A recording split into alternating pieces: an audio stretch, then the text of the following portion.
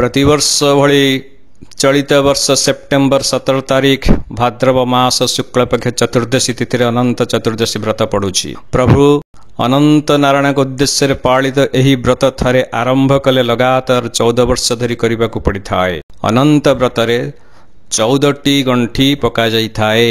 उभय स्वामी स्त्री मिलित भावे एही व्रत करिबा अत्यंत शुभ बोली कुहा जाए।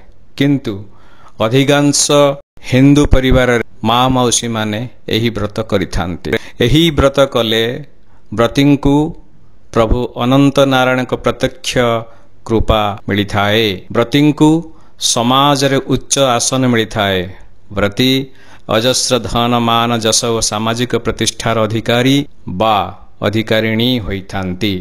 कुहा जाए पशा खेल रे हारी धर्मराज युधिष्ठिर भाई एवं पत्नी सहित जंगल को चली जिबा परे प्रभु श्री कृष्ण को परामर्श रे अनंत व्रत करिथिले। जहा फल रे कि से जो धन मान जस सम्मान और राज्य हराई थिले ताहा पुनर्बार फेरी पाइथिले।